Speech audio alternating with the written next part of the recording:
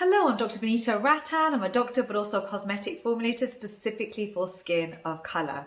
So today's video is on premature graying of the hair. This is something a lot of my friends are asking me about, and even I think, those grays are just growing too fast. So I thought, let's break it down. Let's talk about what premature graying actually means, what we can do about it, what we can use topically, what lifestyle changes we can make, and what we can ingest. As you know, none of my videos have ever been sponsored and they will never be sponsored. So everything that I recommend is evidence-based, and I am in the comment section for 1 hour at the launch of every single YouTube video.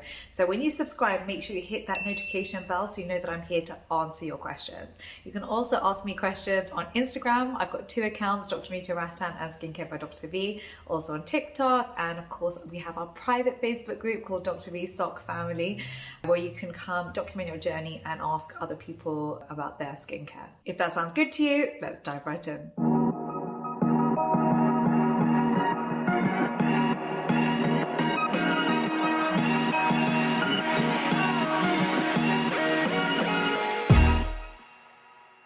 So what is premature graying? What is the actual definition?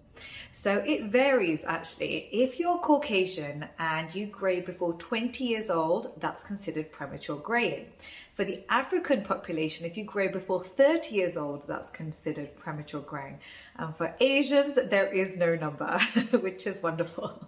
The reason is that the data is just lacking for the Asian population. The average age of onset of graying of hair for Caucasians is 34 years old. And for the Black community, it's 43 years old. So how do we get pigment in our hair? Pigment is formed from the melanocyte that's in our scalp. The melanocyte produces 2 types of pigment, pheomelanin and eumelanin. Eumelanin is more brown-black and pheomelanin is more reddish light brown. Now there's a difference between pigmentation of the skin and pigmentation of the hair. With the hair, each melanocyte is surrounded by 5 keratinocytes in the hair bulb. Now in the skin, each melanocyte is associated with 36 keratinocytes in the skin. And so when it comes to graying hair, those melanocytes become fewer, they become more rounded, and there's less melanosome transfer, so less pigment being transferred to the keratinocytes. We have both genetic and environmental influences that impact the melanocyte in the scalp. So let's talk about the pathway of graying. Now, graying is incompletely understood, but there's a huge amount of study into reactive oxygen species. During the anagen phase, there is active melanogenesis taking place. This means there's enormous oxidative stress taking place in the hair bulb itself. Failure of antioxidant effect can actually damage the melanocyte itself and reduce pigmentation. Oxidative stress also comes from pollution, so living in cities, for example, UV radiation, which is why I always wear a cap, and of course smoking. Really any other inflammation that's taking place, so itchy scalps, irritated scalps, if you put anything onto the scalp which is irritated, it leads to inflammation, which can also lead to increased ROS, reactive oxygen species, which then leads to premature graying. The next thing to look out for is vitamin B12 deficiency. So, for example, in pernicious anemia, 55% of those with pernicious anemia, meaning vitamin B12 deficiency, will gray before 50 years old, compared to only 30% in the control group. Certain drugs also lead to premature graying, such as antimalarials and chemotherapy. Reversible hypopigmentation of hair can also happen from protein deficiency, so normalizing the amount of protein you're consuming.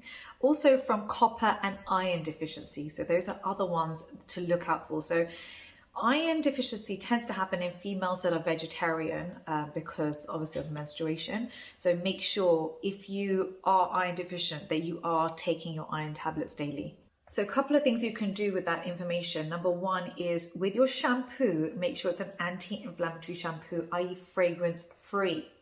Fragrance can lead to contact dermatitis in 3 to 4% of us. And a lot of us have itchy scalps already. 70% of the population already has dandruff. So fragrance is one of the worst things that you can put on. And because it's a wash-off product, they use it at a higher percentage than they would in a cream. So I know we all love beautiful smelling shampoos, but it's not good for the scalp, especially as we age.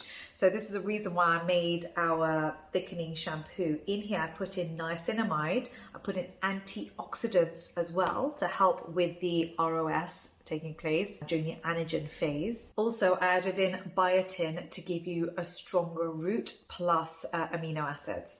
Now, when it comes to your B12, copper and zinc deficiency, I created our collagen boost to make sure we cover these. So with this, I put in vitamin D2 as well, D3, because for us, we have skin of color and we live further away from the equator, which means that a lack of vitamin D affects our skin, our joints, and our mood. I also put in vitamin C, hyaluronic acid, which goes into the hair as well. The whole vitamin B complex, including B12, plus zinc and copper, which not only helps with premature graying, but also helps with hyperpigmentation. So there's a lot of antioxidants in Collagen Boost, but I'd also recommend supplementing with your antioxidant drinks. So fruity teas are brilliant, berry teas are wonderful, green tea is excellent.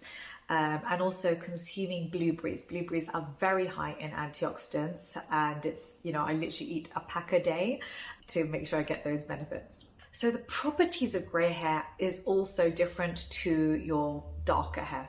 So grey hair, the hair itself is coarser, it's thicker, it's more unruly, it's harder to manage, but it's also more sensitive to UV damage. This is one of the reasons that if you're starting to grey and you don't want to dye your hair, make sure you're protecting it from UV. So caps are a very good idea. One other thing I recommend is to help with the antioxidant properties is to use an antioxidant serum. So this is our Dr. V Antioxidant Power Serum. So you want to basically go for something that's either silicone based or water based, not oil based. You want something in an airless pump so that the antioxidants are actually working. And in here you can see what that looks like. It's quite a gel, it's a gel based, and I rub it into my scalp. And what this does is it's got vitamin A in it, retinaldehyde, retinol, and vitamin C. And I apply it to the areas where the scalp is thinning along with my Anagen Boost Tonic. Anagen Tonic will help the hair stay in the anagen phase for longer, so it's in the growth phase for longer. But while this is happening, I know we have a huge surge of ROS, reactive oxygen species, and so we want to also be using antioxidants. So I know we always talk about skincare and we talk about antioxidants on the skin, but it's just as important on the scalp, especially if premature graying is something that you're worried about. From a cosmetic perspective, hair dyes are obviously very good. I would always do a patch test before, and for me, I would never put the hair dye close to the scalp. So that's something I always tell my hairdresser, is make sure I have at least a millimeter away from my scalp, because I don't want any chemicals or irritants on the scalp itself. I'd rather it was just on the dead hair, which is, hair is dead. So not on the follicle bulbs. We can prevent it. The other important thing to note is protein intake. I've started to increase my protein intake. I'm 40 this year, and I'm very aware that I need to increase my muscle mass and I need to increase my protein intake. So I've actually gone up to about 50 to 60 grams of protein per day. I weigh about 52 kg. And so per kg, I would eat that number of grams of protein. So if you're vegetarian, it might be harder for you, but I would really calculate. That's what I do. I actually calculate how much protein I'm having per day, because I don't want any deficiency and I don't want muscle wastage to happen, but also I don't want premature growing to happen. So protein is our friend and we need to make sure we're consuming the right amount of it. Whichever collagen you choose, make sure you're getting your 8 grams of marine collagen is ideal with vitamin C. You need vitamin C in order to synthesize the collagen, but this 8 grams contributes to my 50 to 60 grams in the day. Don't forget, I am in the comment section for 1 hour at the launch of every YouTube video, so please come and ask me your questions below. And if you are a skincare enthusiast, please do get your hands on a copy of Skin Revolution. It's a book that I've written with HarperCollins. It's available on Amazon. I'll just give you a quick sneak to show you the detail that we've gone into. So it really is, if you love hair care and skincare and you want to know more. Thank you so much for watching, and I'll see you next time. Take care. Bye.